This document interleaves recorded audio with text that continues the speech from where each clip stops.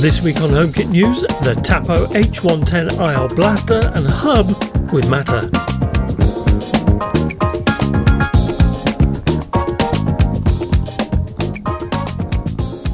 Welcome back everybody. Today we're looking at my very first device from Tapo, the H110 IR blaster and hub.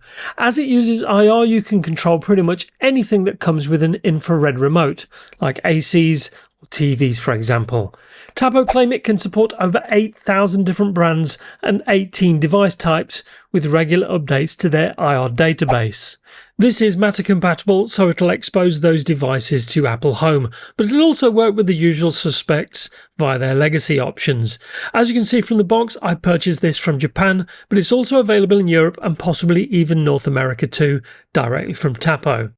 Unlike Aqara hubs and the like, this hub uses a sub 1 GHz radio frequency to connect to its own sensors, buttons and switches, whilst also controlling devices via infrared. As this is a hub, I also purchased one of these temperature and humidity sensors to make sure it worked with the hub, and once again this is from Japan. I also bought the US version of this sensor, but I read it wouldn't work with my Japanese hub, hence the reason for buying the Japanese model. We'll see if that's actually true later. So what's in the box for the hub? There's the IR blaster itself of course, and there are stickers for wall mounting it if you so wish. There's a manual, although in this case this is the Japanese instruction manual. There's a USB-A to USB-C cable, although no power supply is provided. And finally a bit of extra documentation. Let's have a closer look at the hub now, and to be honest with you, there's not a lot to see. The top is all black apart from the Tapo logo with a white underside. The back has two holes for placing on screws for wall mounting, and there's a USB-C port for the USB-C cable. That's pretty much it.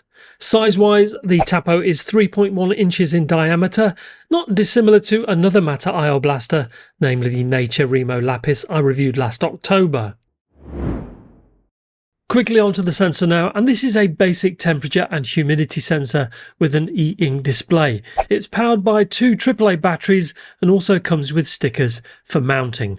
By way of a quick comparison, here's the W100 I also reviewed a while ago that can help control my AC. It uses an LCD screen, and when you compare it to the e-ink screen on the Tapo sensor, the difference is very clear, with much more contrast than the W100, which is a real shame as the W100 is otherwise a great device.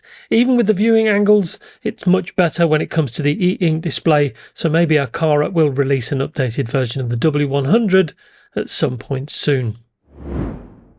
On to installation now, and you will need to set up an account and download the Tapo app, as this is where you set everything up, including Matter integration.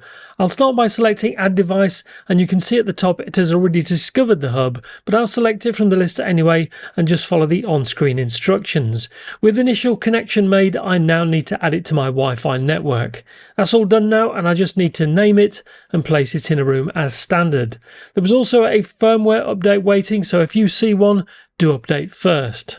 So that's it now, and you can see the hub is all set up and ready to go. So we just need to get it using Matter so I can add it to Apple Home. This can be found in Settings in the Bind to Matter section, whereby it'll generate a Matter QR code and 11-digit number for you to use later. With the code copied, I'll switch over to Apple Home now and select Add Accessory and select More Options. You can now see the hub shows up automatically at the top. I'll select that and paste in the 11-digit code I copied. That was all pretty painless, and if we go into the Home Hubs and Bridges section, you can see the third hub down is indeed the Tapo IR hub.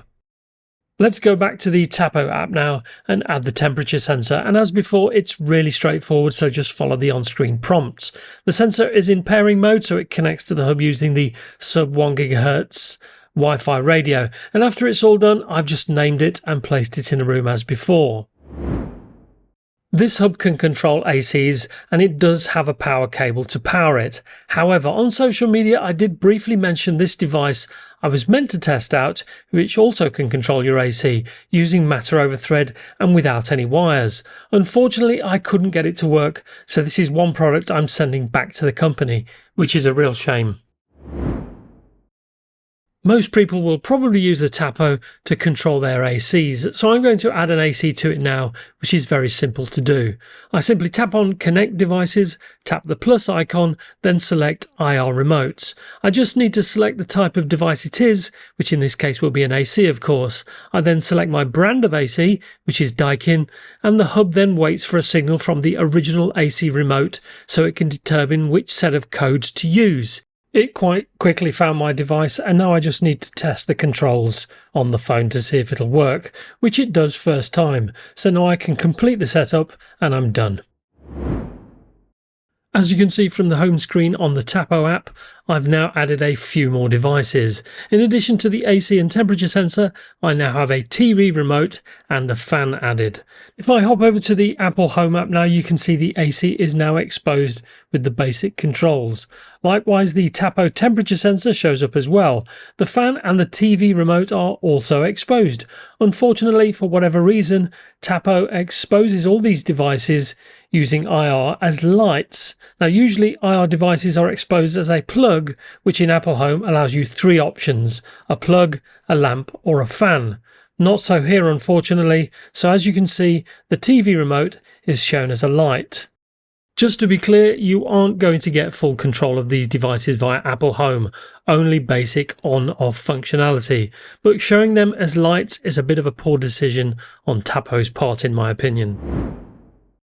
I previously mentioned that I had both North American and Japanese versions of this sensor, and the good news is that I was able to add the North American sensor to my Japanese hub without any issues. This may not be the case for European devices and Japanese hubs, however, so do buy all your devices in one region. Now, these sensors are also fairly consistent when it comes to the temperature readings, as you can see, and within the margin of error for humidity, which is always a little bit less accurate in my experience. One last feature of the hub I should mention is that it can also act as a doorbell chime, although only for Tapo devices of course. For the size of the hub, the chimes, of which there are few, is incredibly loud. Now that was on the lowest setting and is easily more than loud enough. Finally, onto the pros and cons, starting with Matter, which allows Apple Home users to use IR blasters, which has never been a category in HomeKit, but is thanks to Matter.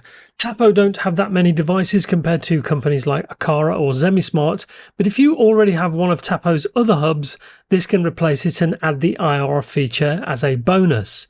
As Tapo's sensors and buttons use the sub 1 GHz wireless range, this isn't going to interfere with devices in the 2.4 GHz band, which is already occupied by devices that use Wi-Fi, Thread, Zigbee and Bluetooth. For the price of less than €20 or the equivalent in your own currency, this is a pretty low price for something that acts as both a hub, IR blaster and even a chime.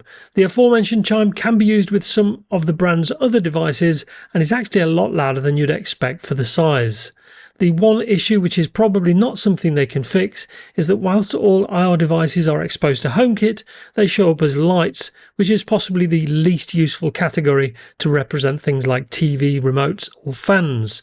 The standard plug outlet category would have been much better, as that allows the outlet to show as a light or fan as well. For all the limitations with IR devices in Apple Home amounting to simple on-off with the exception of AC control, it's still great to be able to make these dumb devices smart to a small degree without having to resort to smart plugs everywhere, and with the low price, it's a winner for me. So that's our take on the Tapo IR Blaster and Hub. Do you still have any IR devices you'd like to control from within Apple Home? And if so, which ones? Let me know in the comments section below, and if you've got any questions on this or any of my other videos, ask away and I'll always reply. In the meantime, if you enjoyed this video, show some love by giving it a like, share if you can, and do subscribe if you haven't done so already. It just remains for me to leave you with this week's quote, this time from the sorely missed Bill Hicks.